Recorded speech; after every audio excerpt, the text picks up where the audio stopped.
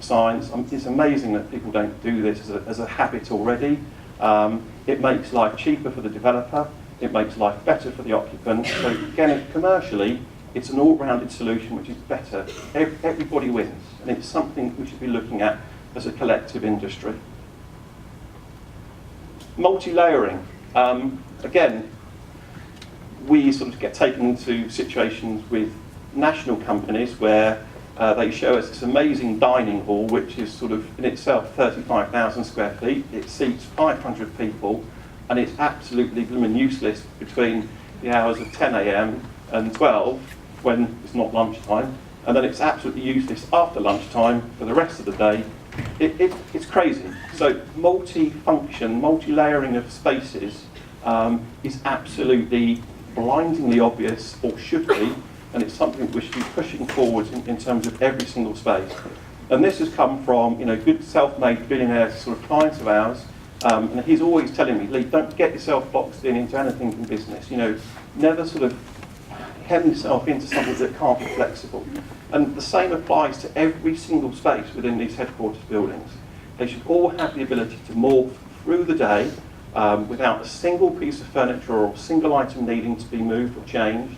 This idea of kind of stacking all the chairs and tables away, it's great, but it's a bit old hat. So basically, look at multifunctioning, because it creates masses and masses of commercial value. And it's a no-brainer, and it's amazing that we don't do this more often. So this is something that we're looking at quite shrewdly. Now, this is the Google headquarters, so it's nothing really that special in terms of the floor plates. It's got some desking, it's got some common areas, it's got some sort of meeting spaces, it's got some auditoriums. It's pretty functional. Nothing really to write home about. We're not trying anything clever or special. It's just a series of floor plans, really. But when we start looking at the multi-functioning, we end up with a space like this, which is the Market Square. It's on the 4th floor. It occupies about 300 or 400 people. It serves about 600 meals through the course of the day. But also on a Monday morning, the first thing that the VP of Google does, Matt Britton, he'll do an all-hands meeting presentation in here to sort of guide the company forwards, what's the target for the week, that kind of thing. So all these tables have got wheels on, and that's it. That's all that's special about it. They're modular, they're all sort of fairly small, but they're all the same size. So you can move everything around. So in the morning, it's suitable for 1,250 people's worth of all-hands meeting. It's never empty, it's always buzzing. This was taken kind of just before lunch. And it multi-functions for one-to-one meetings through to 1 to 1,250 meetings, or anything in between. And it's commercial value. It's as simple as that.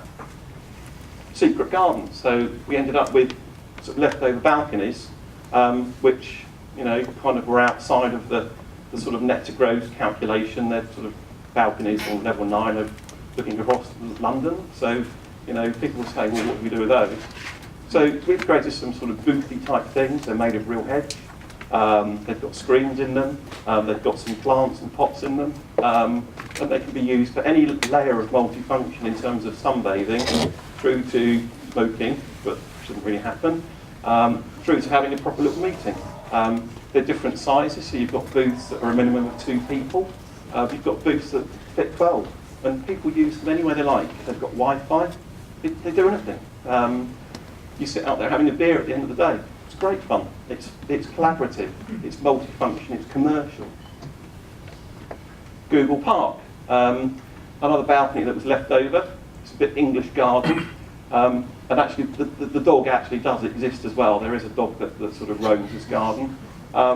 It's space that multifunctions. You can have a chat. You can meet. You can have breakfast, you can have lunch, you can do anything you like with it. And it's amazing how even on a mental level, people would look at that and say, well, it's a garden balcony, so we'll use that for garden balcony kind of things. But they wouldn't think about going out there with their laptop or their tablet, using the sort of mammoth Wi-Fi provision, and doing a hard day's work.